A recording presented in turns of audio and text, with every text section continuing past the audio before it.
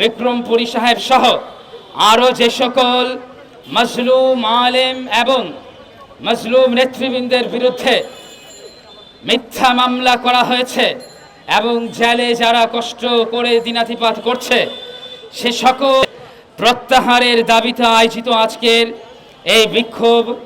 র্যালিতে উপস্থিত সবাইকে অভিনন্দন জানিয়ে আমি আমার বক্তব্য শুরু করছি। সম্মানিত উপস্থিতি,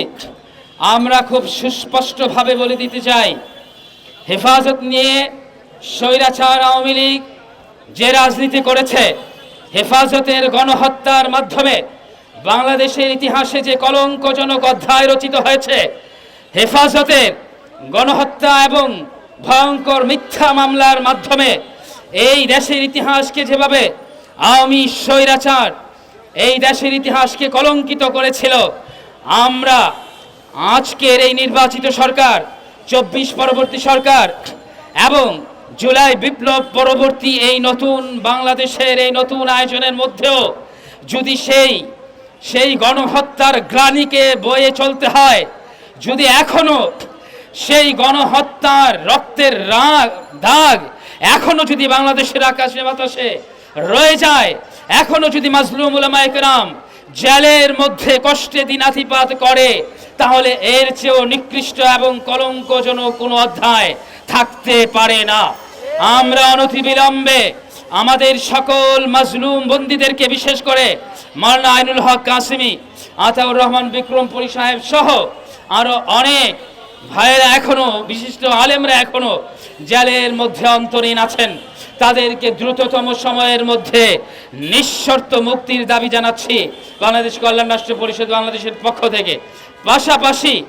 আমরা হেফাজতের যত মামলা আছে, এখনো মামলাগুলোকে ঝুলিয়ে রাখা হয়েছে। এই জাতীয়তাবাদী দলের নেতৃত্বে প্রতিষ্ঠিত এই নতুন সরকারের নতুন সময় শুরু হয়েছে। বাংলাদেশের মানুষ জনাব তারেক রহমানকে নিয়ে স্বপ্ন দেখছে। বাংলাদেশের মানুষ জাতীয়তাবাদী দলের নেতৃত্বে গঠিত এই বাংলাদেশের মধ্যে ধর্মের স্বাধীনতা এবং দেশের স্বাধীনতা এবং সার্বভৌমত্বের ব্যাপারে সকলেই আশা নিয়ে বেঁচে আছে। আমরা সেই আশায় ভরা বাংলাদেশের মধ্যে এখনো যদি হেফাজতের সেই মামলা বহন করার কালো ইতিহাস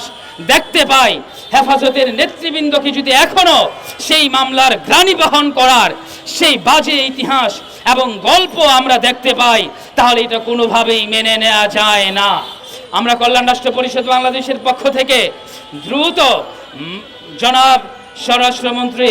মহোদয় সহ এবং আমাদের অন্যান্য যে সকল প্রসিকিউটর আছেন, আন্তর্জাতিক আদালতের যে দায়িত্বশীল আছেন আমিনুল ইসলাম সাহেব সহ আমাদের মাননীয় প্রধানমন্ত্রী তারেক রহমানের কাছেও এই অনুরোধ জানাচ্ছি, আপনারা দ্রুততম সময়ের মধ্যে যে সকল নিয়ম আছে, যে সকল ফর্মালিটি আছে, ফর্মালিটিগুলোকে কমিয়ে এনে আপনারা দ্রুত হেফাজতের সকল মামলাকে উঠিয়ে দেওয়ার ব্যবস্থা করুন।